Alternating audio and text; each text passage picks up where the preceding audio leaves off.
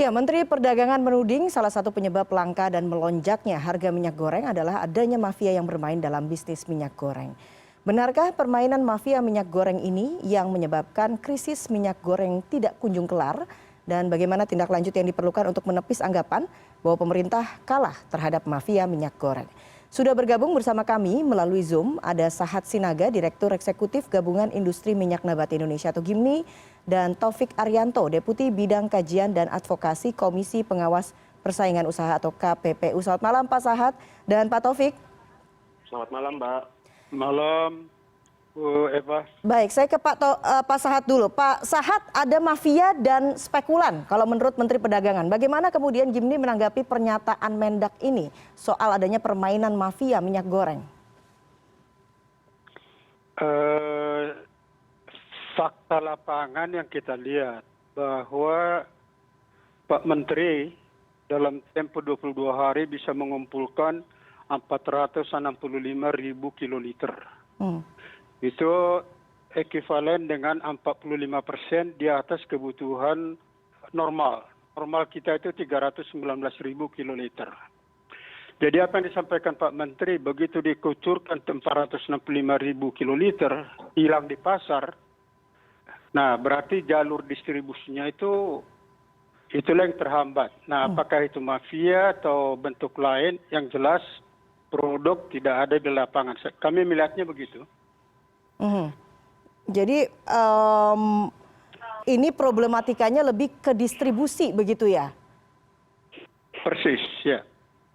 Oke. Jadi sebetulnya tadinya dari pengalaman kami ya, di tahun 2008 itu DMO juga udah pernah dijalankan. Kemudian tahun 1998 juga distorsi pasar juga sudah terjadi sampai ada ke pengadilan.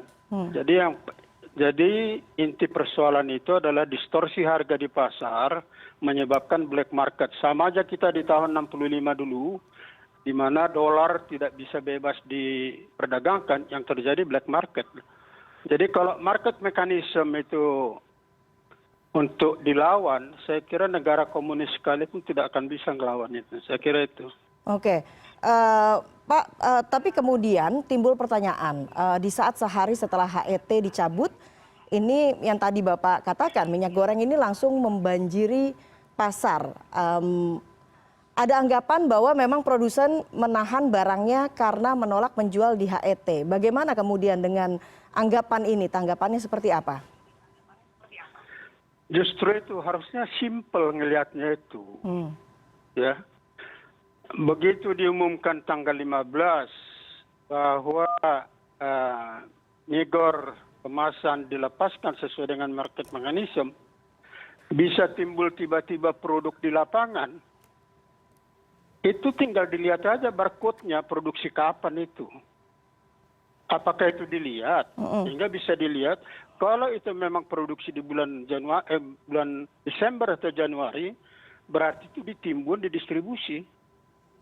Jadi gampang sebetulnya ngelihatnya itu, nggak seperti heboh itu. Pakai akal sehat aja lah mekanisme lapangan bagaimana. Bayangkan ya,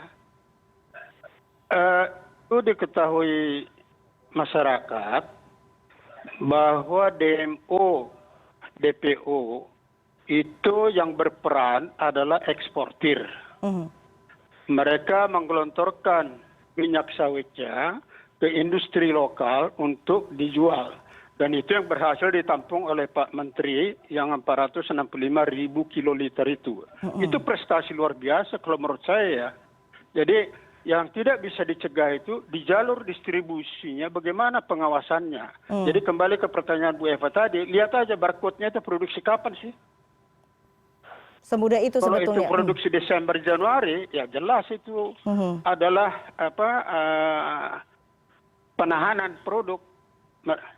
Oke, mungkin untuk memperjelas pertanyaan-pertanyaan yang timbul di masyarakat, kita saksikan dulu pernyataan atau pertanyaan begitu ya, atau asumsi yang kemudian muncul di masyarakat, ada dari ekonom dan juga anggota DPR berikut ini.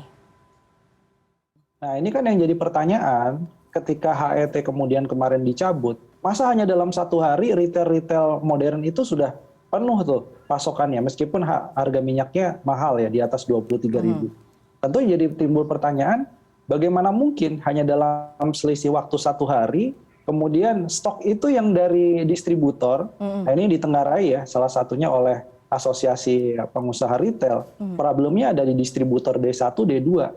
Yang ini adalah merupakan integrasi dari perusahaan minyak goreng itu sendiri.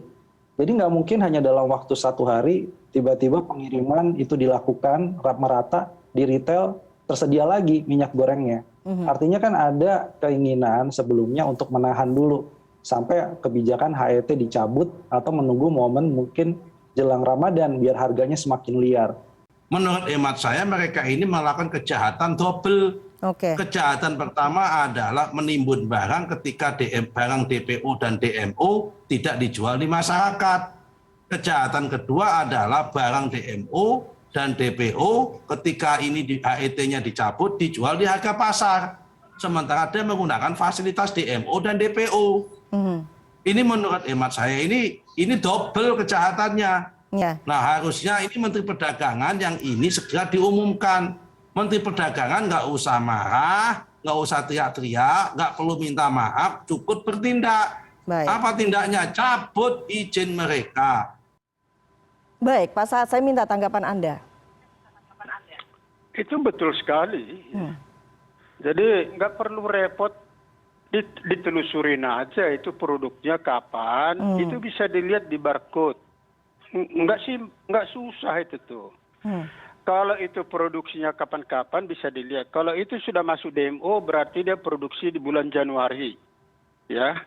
Nah, itu bisa dilihat dari barcode-nya. Karena kalau produknya yang di repack itu tidak akan mungkin ada SNI-nya tidak ada, kemudian izin BP POM-nya tidak ada, jadi semuanya itu bisa dianalisa. Nggak susah Mbak itu ngelihatnya. Oke, saya sekarang minta tanggapan Pak Taufik kalau begitu. Pak Taufik, Anda melihatnya bagaimana? Sebetulnya ini bukan masalah yang kompleks begitu. Kalau memang betul ada penimbunan, dugaan penimbunan, itu sebetulnya bisa langsung dijawab dengan segera. Nah, kalau dari KPPU melihatnya apakah memang sesimpel itu atau memang butuh waktu sehingga untuk memastikan apakah memang ini betul-betul ada penimbunan atau tidak? Ya, terima kasih Mbak Eva. Jadi kalau dari kami di KPPU, fokusnya adalah sebagaimana yang diatur di Undang-Undang 5 tahun 99 ya. Jadi kami akan membuktikan apakah terjadi semacam kesepakatan atau persekongkolan atau penyalahgunaan pasar sehingga berdampak terhadap adanya kelangkaan atau kenaikan harga seperti yang kita saksikan bersama dalam sebulan 2 bulan ini. Betul. Jadi memang mungkin fokusnya agak sedikit berbeda ya. Kalau dari pemberitaan atau dari pemerintah fokus ke penimbunan, kalau kami memang larinya ke apakah ada kesepakatan atau persekongkolan tersebut. Dan memang itu butuh waktu sih untuk kami di KPPU untuk melakukan pembuktian dan teman-teman di penegakan hukum memang sudah berjalan dalam hal ini sudah meminta keterangan, sudah mengumpulkan alat bukti yang diperlukan, termasuk teman-teman di daerah juga ikut bergerak, Mbak, yang bisa kami sampaikan. Sudah berapa lama sebetulnya KPPU ini melakukan tindak lanjut terhadap krisis minyak goreng yang terjadi dan sudah sejauh mana data ataupun informasi yang kemudian ditemukan? Apakah memang betul ada indikasi seperti yang kemudian dituduhkan oleh Menteri Perdagangan, ada indikasi mafia dalam bisnis minyak goreng ini? Ya, jadi kami sudah memantau sebenarnya dari Desember ya kenaikan harga CPO dan memang sudah sedikit memprediksi ya bahwa nanti akan berdampak ke pasar minyak goreng domestik khususnya. Jadi dan kemudian sejak awal Februari ketika pemerintah memberlakukan DMO dan DPO, di situ juga kami komisioner memutuskan untuk melakukan penelitian inisiatif ya dari sisi penegakan hukum. Dan teman-teman setahu kami yang bisa kami sampaikan di sini, Satgas penelitiannya di penegakan hukum sudah melakukan pemanggilan-pemanggilan, pengumpulan alat bukti juga sudah dilakukan. Dan memang mungkin sedikit klarifikasi ya, jadi kita, kalau kami di KPPU tidak menggunakan istilah mafia gitu ya. Jadi tetap koridornya undang-undang persaingan, jadi kita akan mencari pelaku usaha yang kita duga melakukan tadi kesepakatan, persekongkolan atau penyalahgunaan pasar sehingga terjadi kelangkaan pasokan dan kenaikan harga di pasar. Oke, tadi sempat disebutkan bahwa ada dugaan, ada informasi orang dalam. Kemudian ini yang akhirnya menimbulkan tata niaga minyak goreng rusak dan bahkan tadi penimbunan ini dilakukan secara terstruktur, sistematis dan masif begitu TSM. Apakah KPPU juga akan sejauh itu menindaklanjuti dugaan-dugaan yang terjadi? Bisa jadi Mbak, jadi berbagai temuan di lapangan termasuk yang muncul di pemberitaan dan yang dilakukan oleh Satgas Pangan di daerah, itu juga akan menjadi informasi yang akan membantu kami di KPPU khususnya oleh tim penyelidikannya ya, yang nanti akan merangkai semua informasi yang diperoleh untuk memperkuat dugaan apakah telah terjadi persaingan usaha tidak sehat atau tidak. Apa saja kemudian perkembangannya kalau begitu, selain tadi yang data-data Satgas yang kemudian sudah diterima oleh KPPU, apakah kemudian juga sudah meminta keterangan dari sejumlah pengusaha misalnya Pak Taufik? Sudah Mbak, sepengetahuan kami memang beberapa pelaku usaha, produsen, distributor sudah diundang, sudah dipanggil untuk diminta keterangan dan masih berjalan prosesnya karena kan kalau nggak salah ada sekitar 70-an ya. Pelaku usaha di minyak gorengnya, belum di sawitnya juga yang memang perlu kami klarifikasi juga karena beberapa pemain besar di minyak goreng juga terintegrasi dengan sawit ya. Jadi di situ juga sudah kita mintai keterangan ya, dan ini masih berproses lah.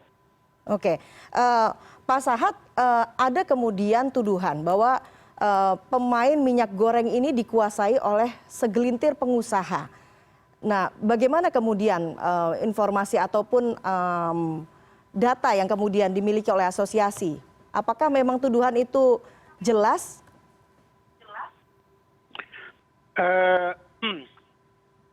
Kita itu di market, kalau jenis produk kemasan itu ada kira-kira 78 merek. Ya. Itu biasa di perbisnisan ada yang market share-nya besar, kalau memang marketing strateginya bagus, itu nggak ada menyalahi hukum saya kira. Gitu. Nah kemungkinan mereka berkoalisi seperti yang disampaikan oleh Mas Taufik tadi, saya kira diteliti aja.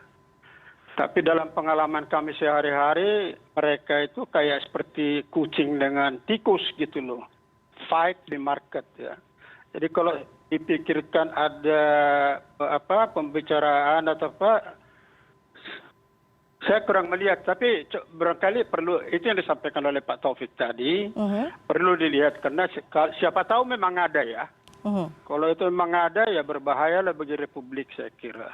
Oke. Tapi dari pengalaman saya sehari-hari di kerja bersama mereka itu sangat fight dalam market. Oke. Jadi kalau dari asosiasi sendiri tidak. Jadi pertanyaan begini Pak Taufik ya, sebagai masukan, kalau produsen juga menguasai retail market distribusi, wah itu memang dia menguasai pasar tentunya. Belum tentu produk orang lain bisa masuk ke gerai dia dengan mudah kan begitu. Oke.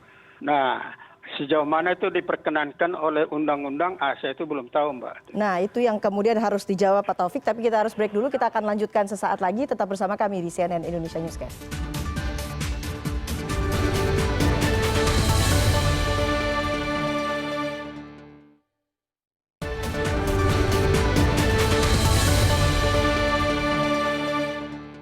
Ya, Anda masih bersama kami di CNN Indonesia Newscast. Saya langsung ke Pak Taufik. Pak Taufik mungkin menjawab pertanyaan dari Pak Sahat itu, Pak Sahat tadi bahwa apakah kemudian produsen boleh menguasai, itu menyalahi aturan atau tidak, menguasai rantai distribusi juga? Memang di Undang-Undang 5 tahun 99 ada pasal terkait yang disebut sebagai integrasi vertikal. Jadi memang pelaku usaha itu dilarang kalau melakukan penguasaan dari hulu sampai hilir ya, kalau itu berdampak terhadap persaingan usaha tidak sehat. Jadi di sini nanti kami di KPPU yang akan melakukan pembuktian apakah praktek penguasaan dari hulu ke hilir itu telah merugikan atau telah merusak persaingan di pasar. Jadi itu nanti tugasnya KPPU untuk membuktikan hal tersebut. Jadi memang ada beberapa produsen yang sampai menguasai distributor ya, sampai ke retail, dan itu juga menjadi informasi yang kami dalami juga. Apakah ini berdampak kepada kelangkaan khususnya di outlet retail modern ya, yang beberapa kali muncul di media ini. Oke. Kalau kemudian tadi Pak Taufik mengatakan tidak ada istilah mafia begitu ya di dalam KPPU, istilah apa kemudian yang digunakan oleh KPPU? Monopoli kah? Ya istilahnya ini pelaku usaha, kemudian ada istilahnya ada integrasi vertikal, ada persongkokolan, ada penguasaan pasar gitu ya. Jadi memang itulah yang term atau istilah yang dipakai di Undang-Undang 5 lah yang kami gunakan sehari-hari. Oke, secara jelas begitu, apa saja kemudian pelanggaran yang mungkin dilakukan dan akan diberikan sanksi terkait dengan saat ini misalnya masalah distribusi minyak goreng? Ya, jadi prinsipnya kami akan mendalami ke beberapa dugaan pelanggaran ya. Misalnya apakah ada kesepakatan untuk menahan pasokan atau menghambat pasokan supaya harganya naik di pasar. Kemudian apakah ada kesepakatan untuk menaikkan harga sendiri di pasar. Itu yang nanti akan didalami oleh teman-teman di penegakan hukum. Juga jadi informasi yang disampaikan Pak Sahal juga, apakah ada kaitannya misalnya ada produsen yang menguasai sampai ke retail. Ya, apakah ini juga berdampak terhadap kelangkaan yang terjadi di pasar. Itu nanti akan kami dalami juga lebih lanjut. Oke, sejauh mana kemudian apabila terjadi pelanggaran-pelanggaran itu akan ditindaklanjuti dari KPPU?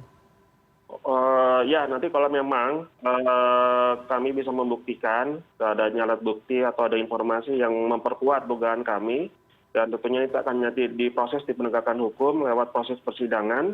Nanti akan komisioner akan memutuskan apakah dugaan pelanggaran itu memang sudah diperkuat atau didukung oleh alat bukti yang ada. Dan kalau diputuskan memenuhi, berarti telah terjadi pelanggaran persaingan, dan nanti tentunya akan ada sanksi yang bisa diberikan kepada pelaku usaha terkait. Oke, dari pandangan pengusaha sendiri, apa sebetulnya sih yang menyebabkan kekisruhan minyak goreng ini, Pak Sahat? Saya kira, kita lihat segmen market tadi yang dirilis oleh pemerintah bahwa kemasan premium dan sederhana itu dilepas, itu saya kira segera membanjiri lapangan. Yang kedua, kita masih perlu hati-hati, ini juga menjadi perhatian kita, apakah program pemberian subsidi minyak goreng curah ini akan berjalan langsung. Kami menyampaikan kepada pemerintah, ini hanya bisa berjalan apabila penampungan daripada minyak goreng yang dibeli oleh masyarakat itu tidak boleh masuk kepada industri, misalnya industri noodle, industri cookies, industri susu, hotel, dan lain-lain. Itu perlu dicegah. Jadi kita minta mereka mencegah dan mereka memberikan laporan bahan baku mereka itu diambil dari mana, sumbernya, dan lain-lain. Kalau itu bisa dicegah, saya kira ini bisa dikunci alur-alur untuk jalur ketidakbenaran daripada distribusi mie goreng ini. Tapi yang terbaik kalau kami sarankan, ya kita ikutin aja pola kartu BLT gitu kan. Paling populasi kita 77 juta yang menurut perhitungan kami yang masyarakat ekonominya rendah. Kalau diberikan kira-kira 7.000 perak kepada mereka, harga pasar biasa aja. Tapi masyarakat kita yang rendah itu bisa membeli dengan yang mudah. Jadi nggak ribet gitu, Mbak. Jadi menurut Anda kebijakan dalam menangani minyak goreng sejauh ini masih kurang tepat guna begitu ya, Pak Sahat? Kurang efektif? Ya kita jalankan dulu lah. Udah pengalaman kita kemarin tuh ribet, adanya distorsi harga, ya toh. Nah sekarang dikurangin. Jadi ibarat kata kita jalan, ya 3/5 dari jalan ini sudah jalan mulus, tapi 2/5 lagi masih berjalan berlubang-lubang. Itu yang perlu kita jaga, jangan sampai ada ke pelosok orang jadi cilaka. Itulah mie goreng curah ini nih. Oke, Pak Taufik, bagaimana kemudian KPPU memastikan pengawasan yang dilakukan efektif sehingga potensi untuk permainan di bisnis minyak goreng ini bisa dicegah dan masyarakat sudah tidak perlu khawatir lagi menjadi korban begitu ya dari kekisruhan yang terjadi?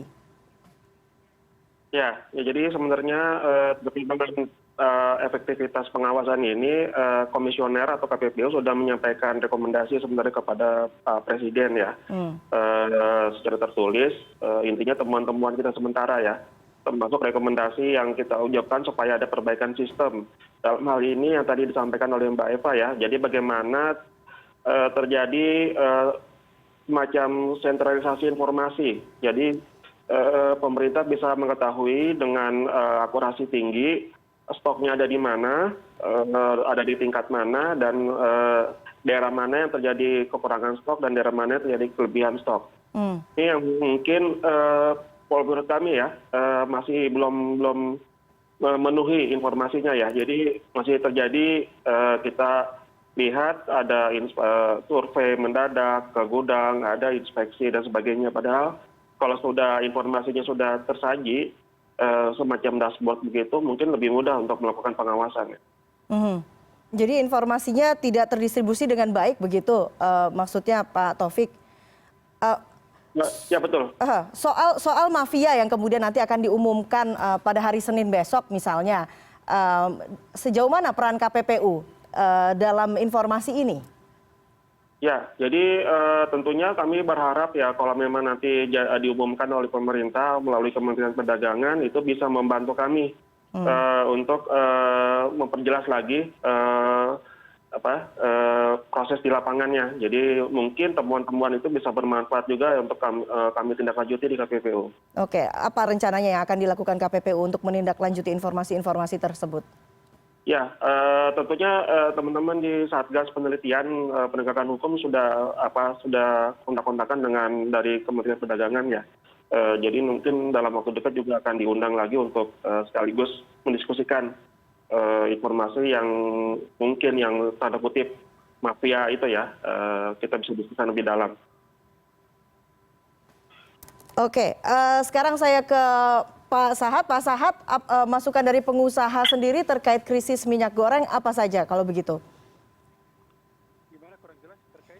Masukan apa saja yang bisa disampaikan oleh pengusaha terkait penanganan krisis minyak goreng yang terjadi saat ini? Sekarang kalau produk premium dan kemasan saya kira nggak masalah lagi, itu akan membanjiri pasar.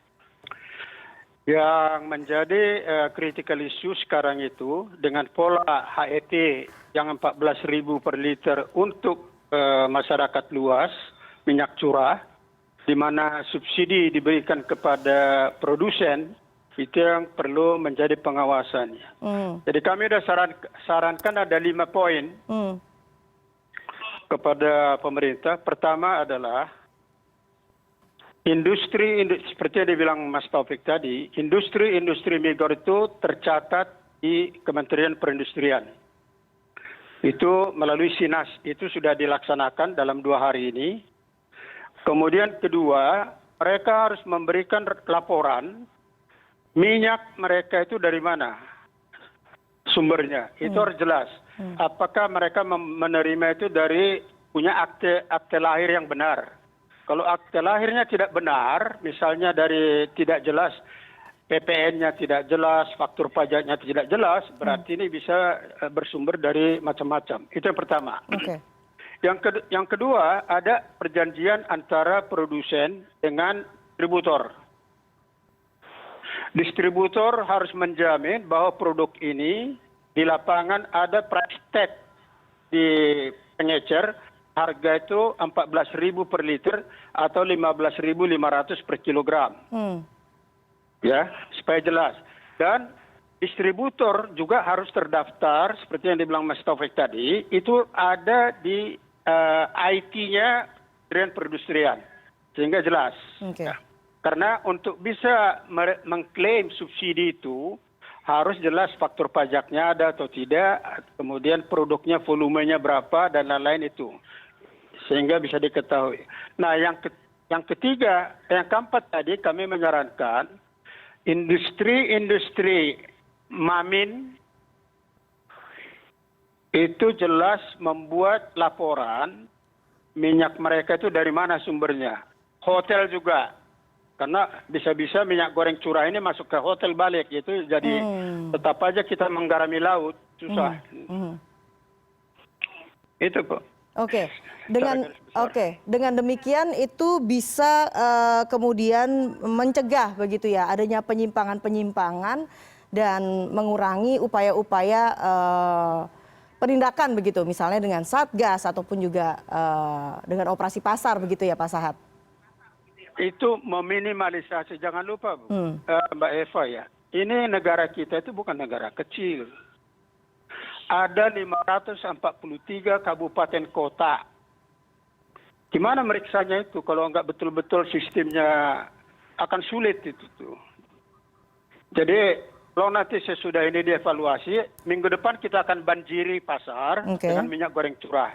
Ya, sudah lebih konkret regulasinya bagaimana dan ada kontrol itu IT di perindustrian. Jadi kalau Pak Taufik mau tahu detailnya itu ke perindustrian bisa dapat itu. Mereka terdaftar di Sinas semua. Dan di retail harus terpapar harga jualnya berapa gitu. Oke, terakhir sejauh mana kemudian pengusaha juga memberikan komitmennya supaya persediaan minyak goreng ini cukup bagi masyarakat dan juga terjangkau tentunya bagi masyarakat? Kami sudah memetakan tadi malam bersama perindustrian, ya, siapa perusahaan apa yang mensuplai ke daerah mana. Itu jadi bisa dilihat juga di situ sehingga tidak terjadi kekurangan. Tapi jangan lupa juga praktek sehari-hari kita selama ini bahwa daerah timur seperti Papua, Maluku, NTT, NTB itu tidak mendapatkan minyak goreng curah karena kosnya itu akan lebih mahal. Mereka lebih murah membeli minyak goreng yang sudah kemasan daripada membeli minyak goreng curah itu. Oke, baik. Terakhir dari Pak Taufik, apa saja kemudian masukan dari KPPU untuk menyelesaikan krisis minyak goreng yang terjadi? Ya, jadi memang seperti yang tadi sudah kami sampaikan, kami sudah menyampaikan secara tertulis ya kepada pemerintah, kepada Pak Presiden terkait dengan permasalahan di minyak goreng ini. Selain dari sistem informasi yang sebenarnya kami rekomendasikan juga, memang tadi berdasarkan data yang kami peroleh, ini juga data dari Pak Sahal dan dari GIMNI, memang pengguna terbesar itu minyak goreng curah ya untuk rumah tangga, itu memang sangat besar porsinya. Dan yang nomor 2 adalah minyak goreng curah untuk industri. Jadi memang ini sangat rawan adanya alih fungsi ya atau alih penggunaan ya. Jadi dari minyak goreng yang tadinya untuk konsumen rumah tangga dalam bentuk curah bisa masuk ke industri. Jadi ini mungkin menjadi pantauan lebih lanjut, PR lebih lanjut buat pemerintah ya. Kalau memang sudah memilih kebijakan subsidi untuk minyak curah. Baiklah, kita akan tunggu sama-sama bagaimana kemudian pemerintah segera menyelesaikan masalah krisis minyak goreng ini. Pak Taufik dan juga Pak Sahat, terima kasih atas waktunya di CNN Indonesia Newscast malam hari ini. Selamat malam. Selamat malam, Mbak. Selamat malam, Mbak.